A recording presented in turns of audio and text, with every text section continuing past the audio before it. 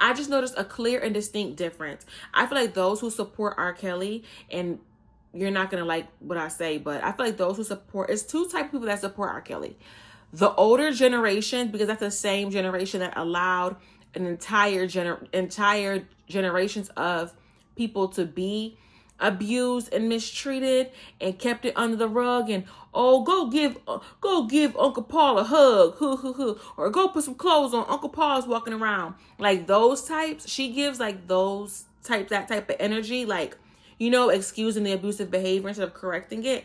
Or it's just folks who are uneducated. That's what I know, the type of people that support R. Kelly still.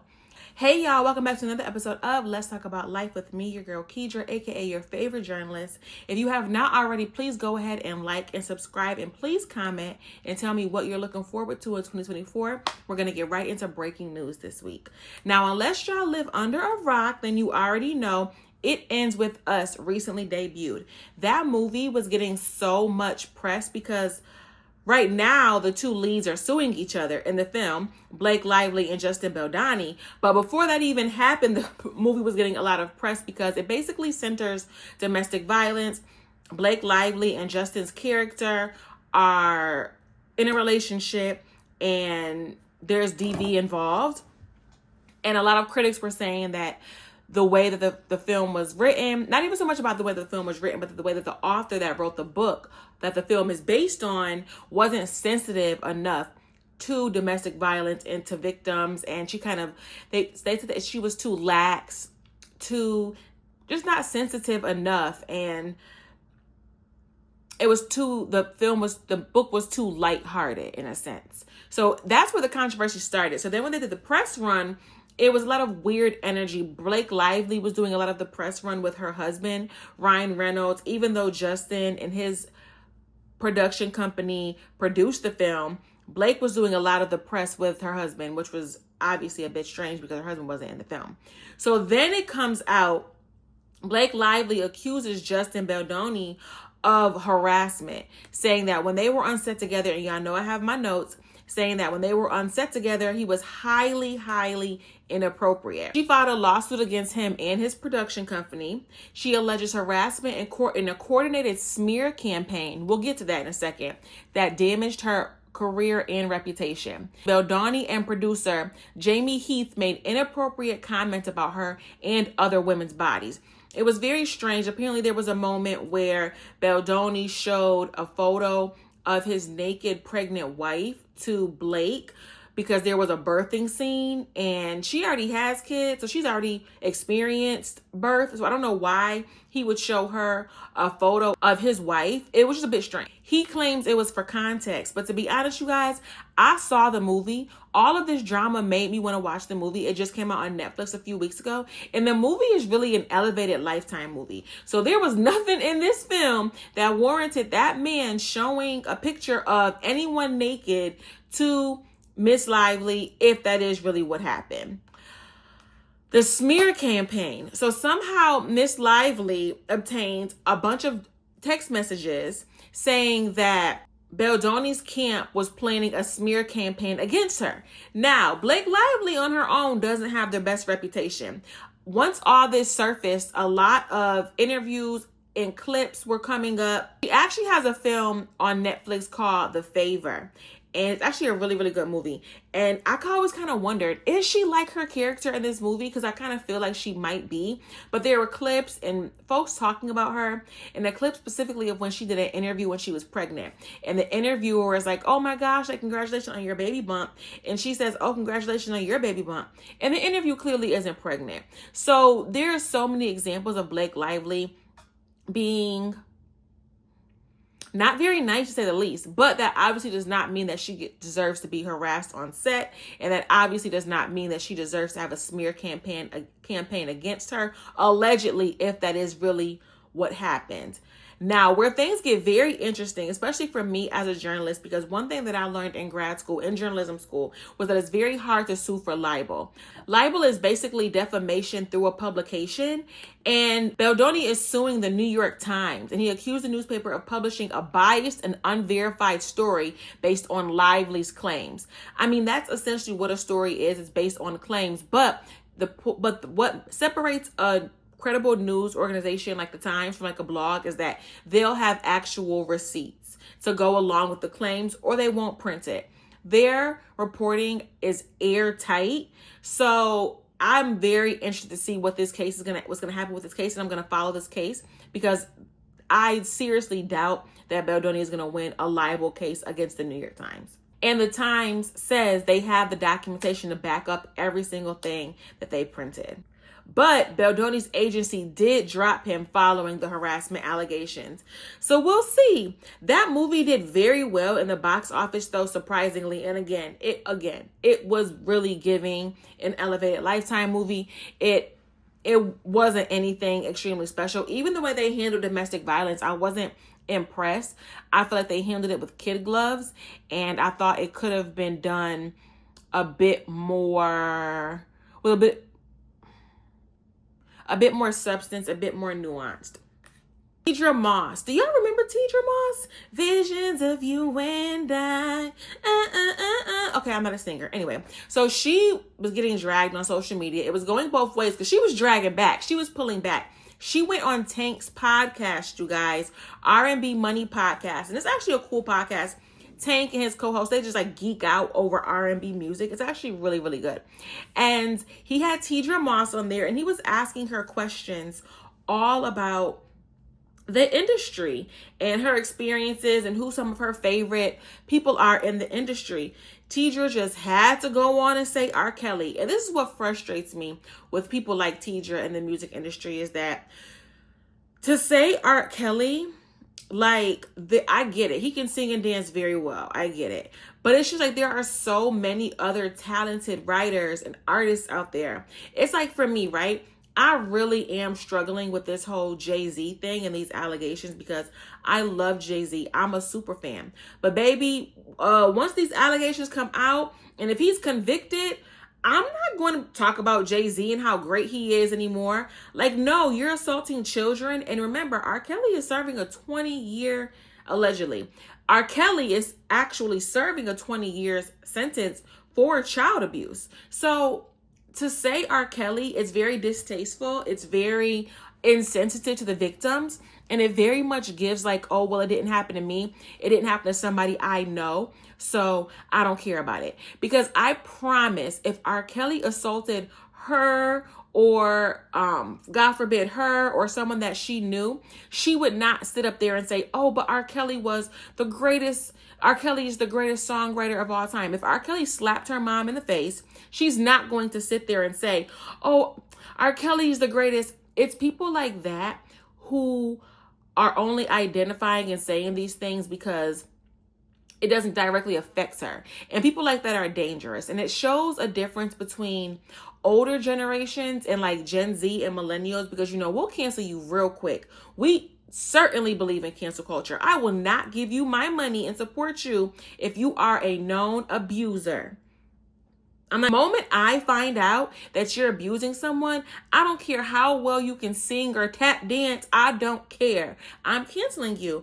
And that's why Teedra got dragged on Twitter. She dragged back though. So essentially Teedra was saying that, oh, and I just don't love that her name was so close to mine. But she was saying that, oh, R.Kelly, he's not only the greatest songwriter, the greatest sex was one of his best songs. I can visualize and see everything that he's saying in the record. And then someone on Twitter was like, yeah, girl, well, I hope you can visualize that he's also talking about children. He's grooming children through his music. And they're not wrong. That's essentially what he was doing. This is the same man that would sit outside of a McDonald's in front of a high school and wait for high school girls to come on out. Like, that's literally what he was doing. It's grooming. So for her to just sit there and say, oh, he's the great, it's just distasteful and it's kind of gross. Not kind of, it is gross. So these tweets, the way that they were, I don't even feel comfortable really repeating them because they were so vulgar. But the fans said, I watched the R&B podcast with Teedra Moss, and he tagged her. And I sincerely would like to say, F her. I don't know how many times we have to repeat that R. Kelly was writing songs about having sex with teenagers. And the reason why it's so visual is because he's teaching kids how to facts. She fired back. You are a effing weirdo with no life. You know I never defended R. Kelly. It is criminal to say somebody said something they didn't say or force your own narrative of a conversation. I will say this though, Ida, and I stand on that. I'm not a celebrity bum. And then they wrote back, defending a convicted pedophile girl, you are a weird. Then she says, that's what you're saying. I'm not the person you can put words in their mouth. I like R. Kelly music. He had amazing music and had horrible character. Go do your BS with a B that isn't going to stand 10 tones down on who she is. I have compassion for all the victims. And then they said, just FYI, when you say, oh, I love R. Kelly, I don't care. What you're saying is I love men who mess around with kids, and I don't care. I agree with the fam. She could have left R. Kelly out of the situation. She didn't need to acknowledge him. It wasn't that big of a deal. There are so many other songwriters. There are so many other singers, producers who are not sitting in jail for 20 years for attacking children. She didn't mention one of them. So yeah, but I mean, it's like the 20th anniversary of her album or her song. So we don't hear from her that often. So we won't have to worry about that anymore. 2025 came in. I just noticed a clear and distinct difference. I feel like those who support R. Kelly, and you're not going to like what I say, but I feel like those who support, it's two types of people that support R. Kelly. The older generation, because that's the same generation that allowed an entire generations of people to be abused and mistreated and kept it under the rug, and go give Uncle Paul a hug, or go put some clothes on, Uncle Paul's walking around. Like those types, she gives like that type of energy, like, you know, excusing the abusive behavior instead of correcting it. Or it's just folks who are uneducated.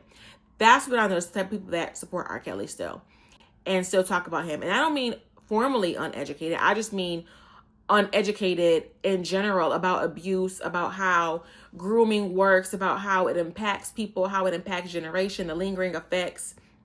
It's just like, I was thinking about that movie, The Smile, and it's very, very creepy, and I can't believe I watched it. But I feel like that is how abuse works. If y'all saw the movie The Smile, it's basically something.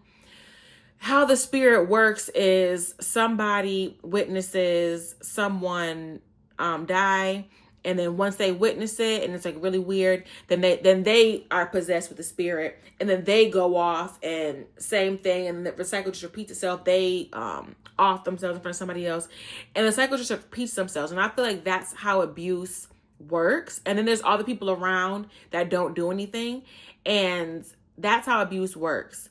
It hits one person, and that one person takes it and they carry it on to another person. And it's just an ugly cycle until someone has the courage to like get help, or someone helps that person and they just stop it. But yeah, it's giving like enabling behavior. And I can't believe Teedra, out of all things, R. Kelly, that's the hill you want to die on, girl. Okay. I mean, her song was good, but it wasn't that good, child. So 2025 is coming in very hot, unfortunately. There's been a mass murder in New Orleans on January 1st. Shamsha Din Jabbar, a 42-year-old Army veteran, drove a pickup truck into a crowd on Bourbon Street in New Orleans during New Year's celebration. The attack resulted in 14 civilian deaths and approximately 13 injuries. Jabbar was killed in a shootout with police following the attack. The FBI classified the incident as an act of terrorism, saying Jabbar was 100% inspired by ISIS. The ISIS flag was found on his truck. Jabbar is a Texan. I think it's important to note that. He is a born and raised Texan. And he also posted videos on YouTube that have now been taken down, basically showing his support for ISIS and basically showing his allegiance to ISIS and pledging his allegiance to ISIS. And ISIS has not come out and claimed this crime or if they've had any participation. Usually they do, but they haven't as of yet. Authorities discovered homemade bombs in Jabari's vehicle, indicating further plans for violence. Investigation into Jabari's background revealed travels to Egypt and Toronto through his activities during these trips, but the reason of these trips remain unclear. Friends and family are shocked. They always are. Now the U.S. is really concerned about terrorism threats. You know, New Orleans, Mardi Gras is coming up. The Super Bowl is slated to be there. So now authorities are trying to figure out if these events will even still happen in New Orleans because of this recent attack. Mothers, children, fathers were lost during the attack, and my heart and prayers goes out to just all of them. I just pray for peace, true peace for them. What do you even say to someone that happened to when the year just started? So God bless them. Thank y'all so much for tuning into another episode of Let's Talk About Life with me, your favorite journalist, Teedra. I appreciate you guys going down this journey of breaking news with me. If you haven't already, please like, subscribe, and comment down below. And tell me what you're looking forward to in 2025, or tell me what you're hoping to leave in 2024. For me, I'm hoping to leave behind all acts of violence in 2024 and a peaceful and prosperous 2025 for all of us here in this country and all across the world. Thank y'all again for watching. I love you guys. Peace.